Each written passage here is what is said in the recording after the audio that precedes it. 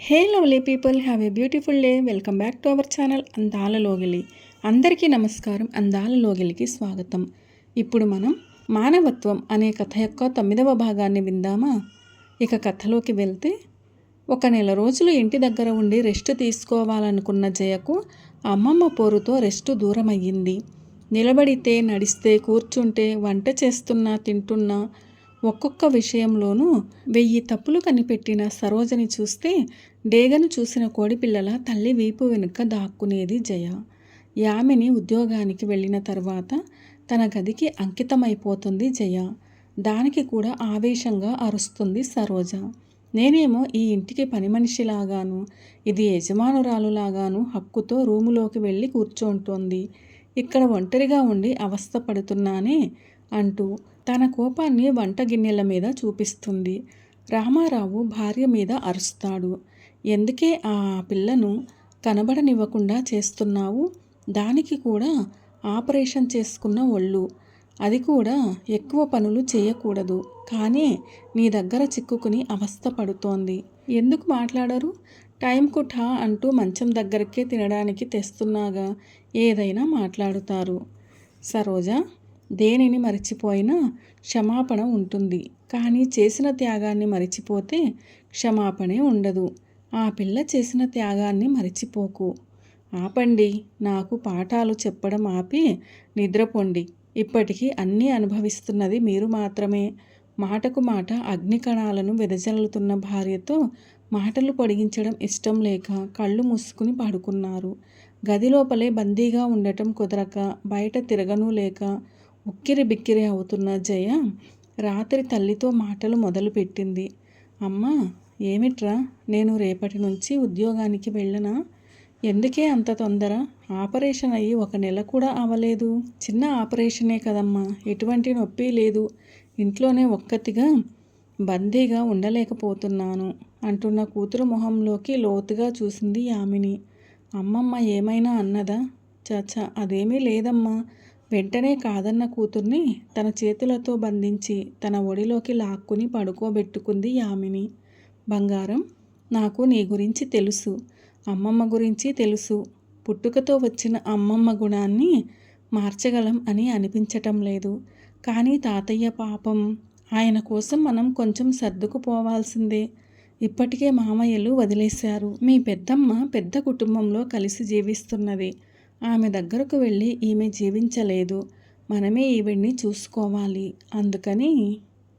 ఎందుకమ్మా బాధపడతావు? కన్నవారిని మనతో ఉంచుకొని చూసుకోవడం మన బాధ్యత మాత్రమే కాదమ్మా, అది ఒక భాగ్యం, పెద్ద పుణ్యం. అది అందరికీ దొరకదు. అమ్మమ్మ తాతయ్య మనతో ఉండటంలో నీకంటే నాకే ఎక్కువ సంతోషం. జయ, అవునమ్మా, నా వల్లే కదా మీరు వాళ్ళ దగ్గర నుంచి వేరుగా వచ్చారు. మీలానే వాళ్ళు కూడా వేదన పడుంటారు కదా. ఆ కథ అంతా ఇప్పుడు ఎందుకే? మిగిలిన వాళ్ళ జీవిత కాలాన్ని వాళ్ళు మీతో కలిసి ప్రశాంతంగా సంతోషంగా జీవించాలమ్మా. కానీ అమ్మమ్మకు నన్ను చూస్తేనే గిట్టట్లేదు. కోపంతో అరుస్తున్నారు. తాతయ్య చాలా బాధపడుతున్నారు. అందుకే నేను ఉద్యోగానికి వెళితే అమ్మమ్మకు టెన్షన్ కొంచెమైనా తగ్గుతుంది కదా. తాతయ్య ప్రశాంతంగా రెస్ట్ తీసుకుంటున్నారు. నాకు ఏ పని లేకుండా కూర్చోవటం కష్టంగా ఉంది. పిల్లల ఆలోచనలే వస్తున్నాయి. ఎన్ని రోజులు లీవు తీసుకున్నదే ఎక్కువ. నేను రేపటి నుంచి ఉద్యోగానికి వెళతానమ్మా, ప్లీజ్ అన్న కూతురి మాటలలోని నొప్పిని గ్రహించగలిగింది యామిని. తన తల్లి గురించి బాగా తెలుసున్నందువలన ఖచ్చితంగా ఈ ఇంట్లో జయకు ప్రశాంతత దొరకదు అనే నిర్ణయానికి వచ్చిన యామిని తల ఊపింది. సరే, ఉద్యోగానికి వెళ్ళు, కానీ బస్సులో వెళ్ళకూడదు. ఎందుకమ్మా? ఆపరేషన్ చేయించుకున్న మనిషివి, బస్సులో ఎలాగైనా తోసుకుంటారు. అందుకని రేపటి నుంచి ఇద్దరం ఆటోలో వెళ్దాం. నిన్ను డ్రాప్ చేసి నేను ఆఫీస్కి వెళతాను, సరేనా? సరేనమ్మా, మనస్ఫూర్తిగా చెప్పిన జయ చాలా రోజుల తర్వాత ఆ రోజే ప్రశాంతంగా నిద్రపోయింది. తెల్లవారేలోపే ఇద్దరూ లేచి పొద్దున మధ్యాహ్నానికి వంట చేసి ముగించి స్నానాలు పూర్తి చేసుకుని ఉద్యోగానికి బయలుదేరుటకు సిద్ధమవుతున్నప్పుడు పక్క మీద నుంచి లేచి వచ్చింది సరోజ. మధ్యాహ్న భోజనాన్ని టిఫిన్ బాక్సులో నింపుతున్న యామిని దగ్గరకు వచ్చింది సరోజ. వంట అది చేసేసావా యామిని? నేనే చాలాసేపు నిద్రపోయినట్టున్నాను. పర్వాలేదమ్మా, హాట్ బాక్స్లో ఇడ్లీలు చట్నీ ఉంది, నాన్నకు ఇచ్చేసి మీరు తినండి. మధ్యాహ్నానికి అన్నం కూర చారు చేశాను, పాలు కాచాను. కాఫీ ఇవ్వనా? నేను పళ్ళు తోముకుని వచ్చేస్తాను. అవును, నువ్వేంటి 2 టిఫిన్ బాక్సుల్లో భోజనం పెట్టుకున్నావు? పొద్దున కూడా ఆఫీసులోనే తింటున్నావా? లేదమ్మా, ఒకటి నాకు ఇంకొకటి జయకు. అది కూడా ఈ రోజు నుంచి ఆఫీస్కి వెళుతుంది. ఓహో, అది కూడా వెళ్ళిపోతే మిగతా పనులను ఎవరు చూసుకుంటారు? అన్ని పనులు అయిపోయినాయమ్మా. వంట సామాన్లు తోమడం, బట్టలు ఉతకడం అవన్నీ మేము వచ్చిన తర్వాత చేసుకుంటాము. మీరు మొదట బ్రష్ చేసుకుని రండి. ఈలోపు నేను మీకు నాన్నకు కాఫీ కలిపి ఉంచుతాను అని చెప్పి యామిని ఆ పనిలోకి దిగటంతో మొహం చిట్లించుకుంటూ అక్కడి నుంచి బయలుదేరిన సరోజకి జయ ఎదురుపడ్డది. అమ్మా, నేను రెడీ అంటూ ఉత్సాహంగా వచ్చిన జయకు వంటగది వాకిట్లోనే నిలబడి తననే చూస్తున్న సరోజ కనపడింది. ఆమె కళ్ళల్లోకి చూడలేకపోయింది జయ. ఎందుకంటే సరోజ కళ్ళల్లో విపరీతమైన క్రోధం తెలిసింది. మామూలుగానే జయకు పసుపు రంగు చీర అందంగా ఉంటుంది. అందులోనూ ఈరోజు లేత పసుపు రంగు చీరతో సాధారణ అలంకరణతో వచ్చి నిలబడటంతో సరోజకి కళ్ళు కుట్టినాయి. వీధిలో పడున్న అనాథకు ఎక్కడి నుంచి వచ్చింది ఇంత అందం? ఏమి రంగు, ఎంత ఆకర్షణ! అంతా నా కూతురి కష్టార్జితం. నెయ్యి పాలు పోసి పోసి పెంచినట్టుంది, అందుకే ఇంత అందం వచ్చింది. నేను కూడా నీడలో కూర్చుని దీనిలాగా తిని ఉంటే నేను దీనిలాగా ఉండేదాన్ని. అమ్మ, ఇంకా బ్రష్ చేసుకోలేదా అంటూనే వెనక్కి తిరిగిన యామిని గది బయట నిలబడున్న కూతుర్ని చూసి నవ్వింది. జయ, రెడీయా? రెడీయేనమ్మా. అయితే రా, 2 ఇడ్లీలు తిను. 8 ఆటో వచ్చేస్తుంది. రారా. కూతురికి తనకి టిఫిన్ పెట్టుకుని తినడం మొదలు పెట్టగానే సరోజ నుదురు చిట్లించింది. ఆటోనా? దేనికి? యామిని, ఎక్కడికైనా వెళ్తున్నారా? లేదమ్మా, పనికే వెళ్తున్నాం. దానికెందుకు ఆటో? ఎన్ని రోజులు బస్సులోనే కదా వెళ్ళేదానివి. అవునమ్మా, కానీ జయకు ఆపరేషన్ చేశారు కదా, బస్సులో జనం ఉంటారు, కుట్లు వేసిన చోట ఎవరూ తోయకూడదు కదా, అందుకే ఆటో బుక్ చేశాను. ఎందుకని?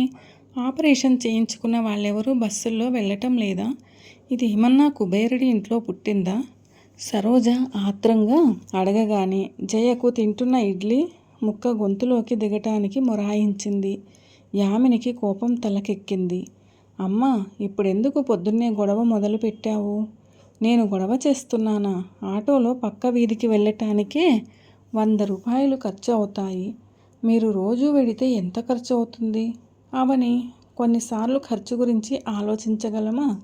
ఇలా చూడు యామిని, దీనికి నువ్వు ఎక్కువ ఆలోచిస్తున్నావు. ఎక్కడ ఉండాల్సిన వాటిని అక్కడే ఉంచాలి. అమ్మా ప్లీజ్, పొద్దున్నే మూడౌట్ చెయ్యొద్దు. జయ, టైం 8 అయ్యింది. ఆటో వచ్చిందా చూడు. నేను ఇప్పుడే వచ్చేస్తాను. సరేనమ్మా అని చెప్పిన జయ చేతులు కడుక్కుని టేబుల్ మీదున్న ఫైల్ తీసుకుని గుమ్మం దాటి బయటకు అడుగు పెట్టిన వెంటనే తల్లి దగ్గరకు కోపంగా వెళ్ళింది యామిని. అమ్మా, మీకు ఇదే చివరిసారిగా చెబుతున్నా. దయచేసి నా కూతురుని గదమాయించి మాట్లాడకు. ఏమీ తెలియని పిల్ల కాదు. దాని మనసు ఎంత బాధపడుతుందో ఒక్కరోజైనా ఆలోచించావా? నువ్వు ఆలోచించావా? ఏమిటి? నిన్ను కని ప్రేమతో పెంచి ఎన్నో ఆశలతో పెద్దదాన్ని చేశానే, నిన్ను ఇలా ఒంటరిదానిగా చూడటానికా? పెళ్లి చేసుకోకుండా ఒక పిల్లను తీసుకుని వచ్చి దాని చేత అమ్మాని పిలిపించుకుంటున్నావే, ఈ తల్లి మనసు ఎంత తరుక్కుపోతుందో ఎప్పుడైనా ఆలోచించావా? అయ్యో అయ్యో, ఇప్పుడు నాకేమైంది? నేను బాగానే ఉన్నానుగా. దొంగ జీవితం జీవిస్తున్నావు యామిని. ఎవరితో కన్నదానికి అరువు తల్లిగా మారి నీ సొంత వాళ్లను విడిచిపెట్టి నీ సుఖాలను వదులుకుని సన్యాసినిలాగా జీవిస్తున్నావు. నీ కష్టార్జితాన్ని ఒక్కత్తిగా పీక్కు తిని ఈరోజు తలతలా మెరిసిపోతూ నిలబడున్న దాన్ని చూస్తే నాకు ఒళ్ళు మండుకొస్తోంది. నా కూతురిని ఇలా ఒంటరిదాన్ని చేసిందేనని నా రక్తం ఉడికిపోతోంది. నీ ఈ పరిస్థితికి అదే కారణమని దాని మీద నాకు విపరీతమైన కోపము కచ్చే వచ్చేస్తోంది. కానీ దాని మీద నాకు దయ, జాలి, ప్రేమ కొంచెం కూడా కలగటం లేదు. సంతోషంగా చేసిన త్యాగం కూడా నాకు పెద్దగా కనిపించటం లేదు. నువ్వు చేసిన త్యాగానికి ముందు అది చేసిన త్యాగం ధూళితో సమానం. దాన్ని నెత్తిన పెట్టుకుని ఊరేగలేను. నా వరకు నాకు అది నా కూతురు కాళ్లకు చుట్టుకున్న బురదపాము అంతే. చెవిలో పడిన పిడుగు వలన కాళ్లకు చెప్పులు వేసుకుంటున్న జయ మనసు గాజు ముక్కలా చెదిరిపోయింది. కడుపు బాగా నొప్పి పుడుతోంది. నా వల్ల కావటం లేదు. కన్నీళ్లతో ఆ 13 ఏళ్ల మూగపిల్ల సైగలతో చెప్పగా జయ ప్రేమతో ఆ పిల్ల తల నిమురుతూ పడుకోబెట్టింది. 2 రోజులు నొప్పి ఉంటుంది, తర్వాత తగ్గిపోతుంది, భయపడకూడదు. సైగలతోనే సమాధానం చెప్పింది జయ. అర్థమైనట్లు తల ఊపి జయను గట్టిగా కౌగిలించుకుని కళ్ళు మూసుకుంది ఆ పిల్ల. జయ గొంతుకలో ఏదో అడ్డుపడిన ఫీలింగ్. మహిళలకు మాత్రమే వచ్చే నొప్పి, అవస్థ. తల్లి నీడలో పెరుగుతున్నప్పుడు ఇవన్నీ అంత పెద్దవిగా తోచవు. పెద్దదై నిలబడినప్పుడు పేగుబంధం చూపించే ప్రేమ, చూసుకునే విధం ఎక్కువగా ఉన్నప్పుడు ఇదొక కొత్త అనుభూతిని ఇస్తుందనేది నిజం. కానీ ఈ పిల్లలు పుట్టినప్పటి నుంచి తల్లి ముఖాన్ని చూడని అమాయకపు జీవులు. ఆకలినో, దాహాన్నో, సుఖాన్నో, బాధనో ఎవరి దగ్గర చెప్పుకుంటారు? ఎలా చెబుతారు? హృదయాన్ని ఆక్రమించే భయభావాన్ని ఎవరి దగ్గర చూపగలరు? ఒకవేళ తమ భాష మూలం చెప్పినా అది ఎంతమంది గ్రహించగలరు? గొంతుకలో అడ్డుపడ్డ దుఃఖం అక్కడి నుంచి విడివడి కళ్ళల్లో నీరుగా కనబడింది. వరుసగా పడుకున్న పిల్లలను పరిశోధించింది. చీకటి భయమో, ఒంటరితనం వల్ల ఏర్పడ్డ కలతనో తెలియటం లేదు. ఒకళ్ళకొకళ్ళు కవగలించుకునో, చేతులు గట్టిగా పట్టుకునో పడుకున్నారు. ఎంత బాధాకరమైన విషయం! అనాథగా పుట్టటమే ఘోరం. అందులోనూ ఇలా మూగ, గుడ్డి, మానసిక వికలాంగంతో పుట్టి అనాథగా చేయబడటం ఘోరాతి ఘోరం. ఆడపిల్లల విషయం చెప్పనే అక్కర్లేదు. అది మరింత వేదన. దేవుడా, మనుష్యులు చేసే పాపాలకు నువ్వు దండన ఇవ్వవలసిందే. దాన్ని నేను వద్దనడం లేదు. కానీ ఆ దండనను పాపం చేసిన వాళ్లకు అప్పుడే ఇచ్చేయి. అది వదిలేసి ఇలా ఏ పాపమూ చేయని పసిపిల్లలను అంగవైకల్యంతో పుట్టించి ఎందుకు వేధిస్తావు? ఈ పిల్లలు చేసిన పాపం ఏమిటి? ఎందుకని వీళ్లకు ఈ శిక్ష? పాపం చేస్తున్నప్పుడే దండన దొరికితేనే భయం ఉంటుంది. మళ్ళీ పాపం చేయకూడదనే ఆలోచన వస్తుంది. అది వదిలేసి పెద్దలు చేసిన పాపానికి పిల్లలని శిక్షించడం ఏ విధంగా న్యాయం? జయ ఆశ్రమ వార్డెన్ పిలుపుతో ఈ లోకానికి వచ్చింది. మేడం, నువ్వింకా ఇంటికి వెళ్ళలేదా? లేదు మేడం, గౌరీకి ఈరోజు కడుపు నొప్పి ఎక్కువగా ఉన్నది. పాపం గిలగిలా కొట్టుకుంటుంది. అందుకని మందు ఇచ్చి ఇక్కడే పడుకోబెడుతున్నాను. అది మంగ చూసుకుంటుంది కదా. టైము 9 అవుతోంది. ఇంట్లో అమ్మ ఎదురు చూస్తుంది కదా. నువ్వు బయలుదేరు. అయ్యో, టైము 9 అయిందా? ఆదుర్దా పడుతూ లేచిన జయ చేతులను గౌరీ గట్టిగా పుచ్చుకుంది నిద్రలోనే. మెల్లగా గౌరీ చేతులను విడదీసుకుంది జయ. పిల్లలందరూ నీతో బాగా చనువుగా ఉంటారనుకుంటా. అవును మేడం, మేమందరం ఒకే జాతి కదా.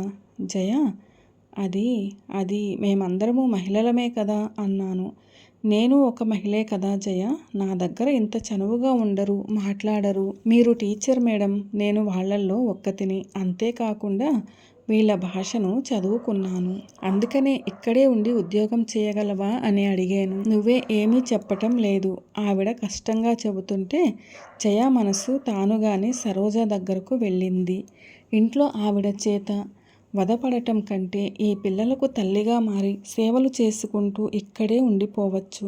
ఇందులో దొరికే ఆత్మతృప్తి ఇంకెందులోనూ దొరకదు. కానీ అమ్మని విడిచిపెట్టి ఎలా రాగలను? ఇప్పుడు అమ్మ కూడా నాతో రాలేదు. జయ, మేడం, ఏమిటి ఆలోచిస్తున్నావు? బయలుదేరమ్మా, మిగిలినవి రేపు మాట్లాడుకుందాం. సరే మేడం. ఈ సమయంలో బస్సులు ఉంటాయా? దొరుకుతాయి మేడం, వెళ్ళొస్తాను అన్న జయ విశ్రాంతి గదికి వెళ్ళి తన హ్యాండ్ బ్యాగ్ను తీసుకుని ఆశ్రమ వాకిటిని వదిలి రోడ్డు మీద నడుస్తుంటే పెద్దగా గుంపు లేని బస్సు రావటం, జయ చెయ్యి చాచటం, బస్సు ఆగటంతో ఆ బస్సులో ఎక్కి కూర్చుంది. టికెట్ కోసం డబ్బులు తీస్తున్నప్పుడు సెల్ ఫోన్ గురించిన ఆలోచన వచ్చింది. తీసి చూసింది. అదిరిపడ్డది. 15 మిస్డ్ కాల్స్ అని తెర మీద కనబడుతోంది. ఆ 15 కాల్స్ అమ్మ దగ్గర నుండే. వెంటనే అమ్మకు ఫోన్ చేసింది. కాల్ కనెక్ట్ అవ్వకపోవటంతో మళ్ళీ ప్రయత్నించింది. చివరిసారిగా విసుగుతో ఫోన్ను ఆఫ్ చేసి బ్యాగులో పడేసినప్పుడు దిగాల్సిన చోటు వచ్చింది. బస్సు దిగి ఇంటివైపు నడవటం మొదలుపెట్టింది. మామూలుగా సాయంత్రం 6 గంటలకు నడిచి వెళ్లే వీధి ఈరోజు రాత్రి 10 గంటలు అవుతుండగా హడావిడి తగ్గి మనుషుల పోకడే తగ్గిపోయి కనిపించింది. మూసున్న ఇళ్లల్లో నుంచి టెలివిజన్ కాంతులు, వీధిలో కుక్కల అరుపులు మాత్రమే వినిపిస్తుండగా జయ నడకను వేగవంతం చేసింది. ఇంటి సమీపానికి వెళ్ళినప్పుడు అక్కడ నిలబడ్డ యామిని పరిగెత్తుకుంటూ వచ్చింది. జయ, వచ్చేసావా? ఎందుకమ్మా ఇంత ఆలస్యం? సారీ అమ్మా, కొంచెం లేట్ అయ్యింది. ఒక్క ఫోను చేయకూడదా? నేనెంత భయపడ్డానో తెలుసా? రోజులు బాగా లేవురా జయ. పగటిపూటే ఆడపిల్లల్ని రోడ్డు మీద స్వతంత్రంగా ఆడుకోవటానికి పంపటం లేదు. నువ్వేంట్రా అంటే ఒక్కదానివి ఇంత రాత్రి వేళలో. ఇదిగో నీ తెలివిగల కూతురు వచ్చేసింది కదా, ఇప్పుడైనా వచ్చి భోజనం చెయ్యవే. నువ్వు రాకుండా మీ నాన్న నిద్రపోకుండా నన్ను చూసి గొణుగుతూనే ఉన్నాడు. వాకిట్లోనే నిలబడి మీ ప్రేమను వలకబోయాలా? సనుక్కుంటూ వెళ్ళిన సరోజ వెనుకే ఇద్దరూ మౌనంగా వెళ్ళారు. ఇంట్లోకి వెళ్ళిన వెంటనే భర్త గది తలుపులు దగ్గరకు వేసి యామిని దగ్గరకు వచ్చి అడిగింది. ఇంతసేపు ఎక్కడ ఊరు తిరిగి వస్తుందో అడిగావా? హాస్టల్లో ఏదో ఒక పిల్ల ఒంట్లో బాగుండలేదట, అందుకని ఆ పిల్లతో ఉండి చూసుకుందట. ఇదెప్పుడు డాక్టర్ అయ్యింది? అమ్మా, నువ్వు ఉత్త అమాయకురాలివి యామిని. అందుకే నిన్ను పుట్టిన పిల్ల కూడా నిన్ను ఏమారుస్తోంది. కానీ ఈ సరోజని ఎవరూ ఏమార్చలేరు. అమ్మా, నువ్వు వెళ్ళి పడుకో, మొదట అది భోజనం చేయని. అలాగే నిర్లక్ష్యంగా వదిలేయి. ఎవరెవరితో ఎక్కడెక్కడో తిరగొస్తుందో. అమ్మా, గట్టిగా అరిచింది యామిని. కథ ఇంకా ఉంది. The story continuous in the next video. మానవత్వం అనే ఈ కథ మీకు ఎలా అనిపించింది? నచ్చిందా? నచ్చినట్లయితే వీడియోను లైక్ చేయండి, మీ ప్రియమైన వారందరికీ షేర్ చేయండి. అలాగే మన ఛానల్ను సబ్స్క్రైబ్ చేసుకోవడం అస్సలు మర్చిపోవద్దు. వీడియోను చివరిదాకా చూసి కథను పూర్తిగా విన్నందుకు ధన్యవాదాలు. ఈ కథపైన మీ విలువైన అభిప్రాయాలను కామెంట్ సెక్షన్లో తప్పకుండా తెలియచేయగలరు. ఇటువంటి మరిన్ని మంచి కథల కోసం స్టే ట్యూన్ అందాల లోగిలి. See you all in another video. Till then, keep smiling and be happy.